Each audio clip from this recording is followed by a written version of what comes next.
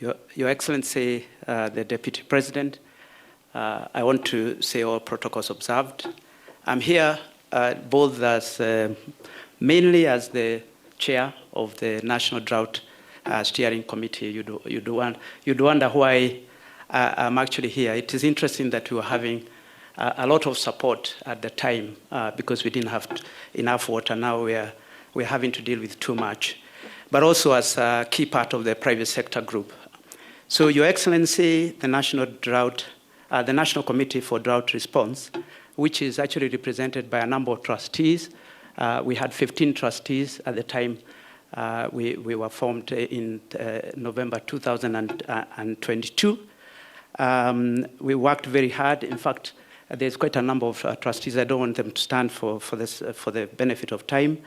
We worked very hard and actually very well for almost a year plus. Provided water, food. We restored boreholes. We rehabilitated boreholes. We also supported the Kenya Wildlife Service because also wildlife were affected.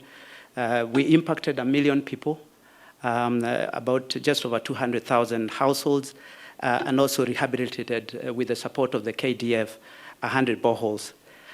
We worked with both the national but also the county institutions, especially at county, especially the work at county level, and I think was mentioned by the governor of Kajiado.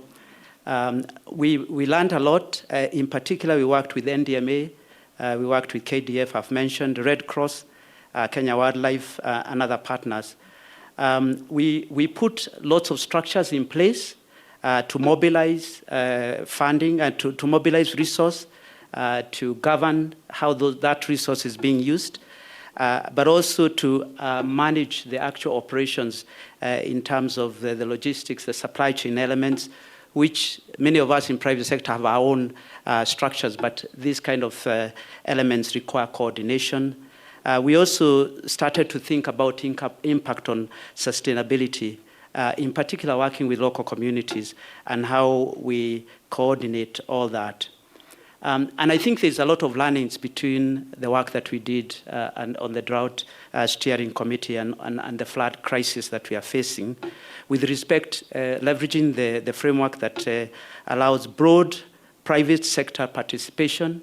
We believe this requires a much broader private sector participation because it will be dealt with over a much shorter period because the need is primarily emergency period rather than long need. Of course, there's quite a lot of work to be done on the sustainability side.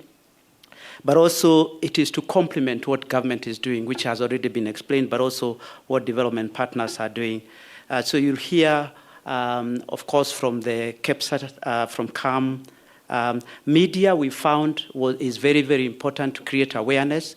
And we had a representative of Media Association on our board, so bringing the broader private sector who actually benefit when Kenyans do well and therefore should respond when Kenyans are under pressure is very, very important. The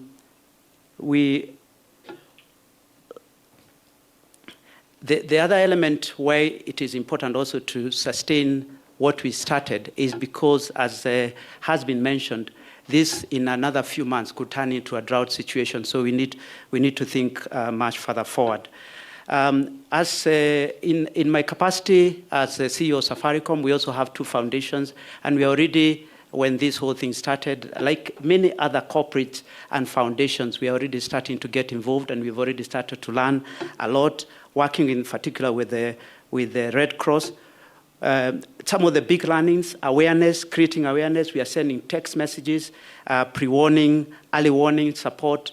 We are working with the Communication Authority to ensure that those messages actually they reach the people affected.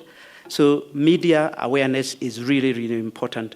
I think the support in terms of food and medical supplies and shelter has already been mentioned, but we also, because we have foundations, we've also seen that having mobile clinics can make a very, very, very big